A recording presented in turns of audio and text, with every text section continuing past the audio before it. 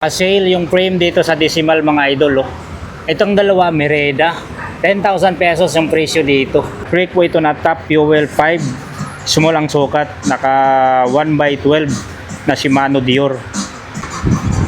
Ito ulit tayo sa Decimal dito sa Quiapo mga idol. So mayroon silang mga high-end na mga bisikleta dito. Ito yung sinasabi ko mga idol. Ito yung mga high-end na mga MTB o pang enduro, pang downhill na mga bisikleta. Mayroon ako nagustuhan dito na bisikleta ito, Drake. Grabe ang forma yan mga idol. Panalo, napakasulit. 500 nating na seat post. Drake to mga idol . Ang model nito top fuel 5. Yan, red ang kulay. Ang sukat nito small. Tapos nakakurba yung top tube niya. Bago tayo magsimula mga idol, ang presyo nito 148,000 pesos. Naka Shimano MT201 yung hydraulic mga idol dahil hindi yan nagmamagnet .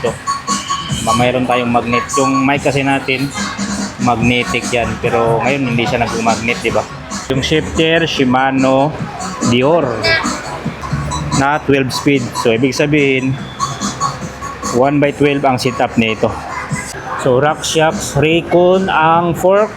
Yan, naka-air syempre, tapos lockout. Ang size ng gulong 29 by 2.40. Napakalapad yan, kulang lang ng hangin. Pang bundok talaga. True axle, boost na rin to mga idol, 110. So Shimano din ang kanyang rotors niyan mga lods. Yung gulong Bontrager na 29 by 2.40 XR4 TMASU. Yan, sobrang lapad ng ano niya ng rims diba?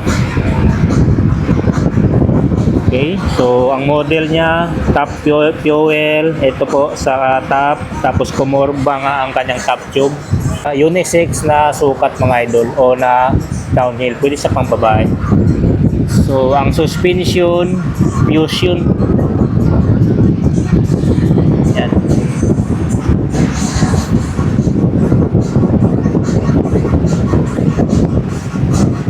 Suspension niya Fusion na Pro 02.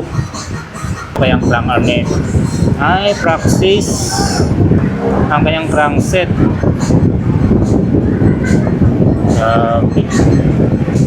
Meron siyang ano dito, protector sa down tube. Meron din siyang protector dito sa kanyang chain stick. Naka dropper post mga lodi. So ito ang remote ng dropper post. Saddle Bontrager. So yung cockpit nito is Bontrager. Stem, handlebar, at saka yung saddle Bontrager. Yung hubs din pala Bontrager mga idol. Yan yung logo ng Bontrager.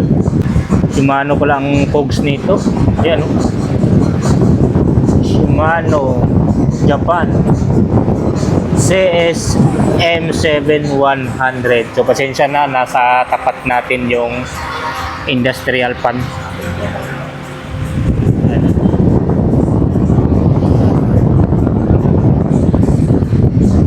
With clutch na rin ang kanyang RD Shimano Dior. Yan, so pasensya na kung ganun lang yung kuha na natin mga idol . Hirap kasi ilabas to. Kikiusap lang tayo dito na may vlog natin tong napakagandang full suspension na Drake. So ulitin ko lang, Drake po ito na top fuel 5, small ang sukat, naka 1x12 na Shimano Dior. Ang hydraulic niya Shimano MT-01, tapos naka rock shocks Raycon yung tinidor. Yung mga cockpit nito Bontrager. Even ang kanyang hubs nito Bontrager. Talagang 148,000 pesos. Baka naghanap kayo nito, pwede kayong pumunta dito sa Decimal dito sa Quiapo mga idol. So mayroon din silang Drake Marlin dito mga idol. Ito yan, so mayroon din ditong Drake din to na top fuel, pero iba lang yung kulay. Yan. Ito naka-reserve na. So ito naman Giant stance na full sus. Yung kasunod, yung dalawa traction, tapos yung dalawa doon is Giant. Mayroon ditong trick na checkpoint gravel bike mga lodi. Yan, ang sukat nito 52 cm. Yung model nito, checkpoint, nandito sa top tube mga idol. ALR4 300 alpha aluminum ang ginamit dito. Matte finish mga lodi. Rigid ang fork dahil syempre gravel siya. Ang STI nito mga idol is SRAM Apex. Yan, so pasensya na, hindi natin makita ang harap nito dahil congested. Di tayo makakapasok doon mga lodi. Daming bisikleta kasi oh. Tapos naka-internal cabling. Grabe, ang napansin ko dito mga idol, ang dami niyang mount. Tad-tad sa mount mga lodi oh. Ayun ang mga mount niya oh. 1, 2, 3, 4, 5, 6. Down tube 6. Sa top tube, kahit sa ilalim, mayroong mount oh. 1, 2, 3. Doon sa taas, sa top niya, 2.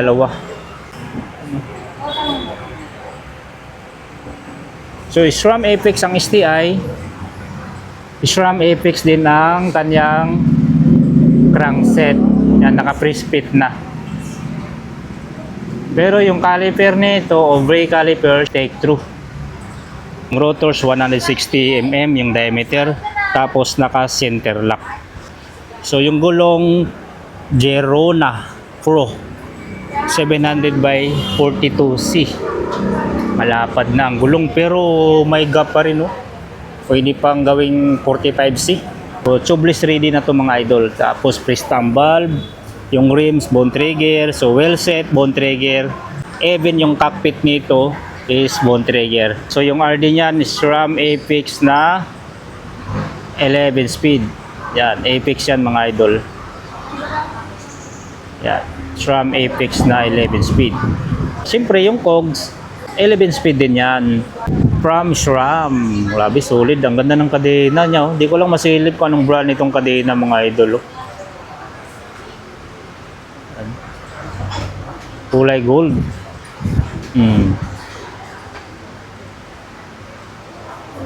Yun, sa may gusto dito mga idol, sa trick na checkpoint gravel bike, naka-SRAM yung karga, sa lagang 105,000 pesos.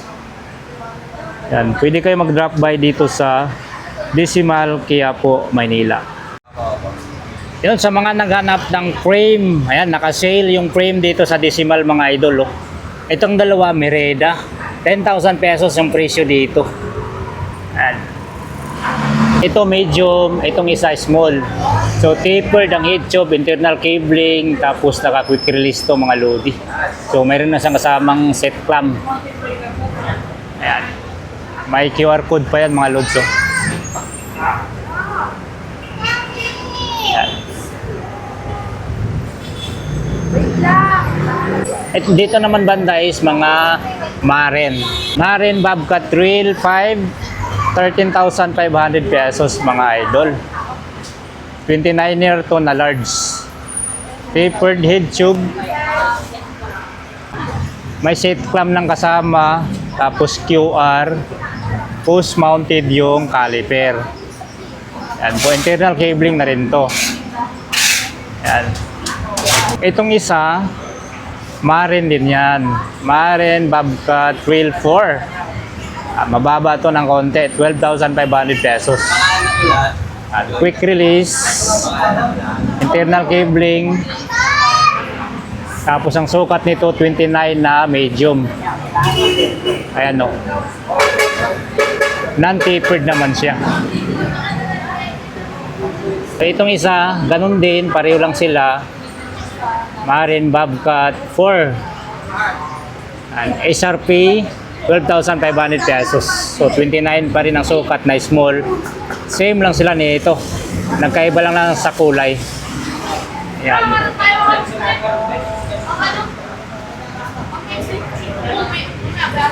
Mayroon na rin itong mga set clamp. So itong isa mga idol, Trick Marlin Generation 3. 21,000 pesos. Internal cabling, tapos non-tapered siya. Quick release. True axle na. Tapos post mounted. Mayroon na siyang free na chain protector. Ayan. Non-tapered lang siya mga lodi. Oh. May presyo. Mayroon din dito mga weapon, mga mereda. Ayan po. Ayan, mayroon din dito mga weapon, mga loads. Oh. Ayan no. Mga weapon hammer, weapon hunter, weapon tank. Ayan, mga cube na mga batalya. At marami pang iba. So, yun nga, pasyalan nyo na lang tong Decimal dito sa Quezon Boulevard, Quiapo, Manila. So, salamat sa pagsama mga lodi. Ingat po tayo palagi.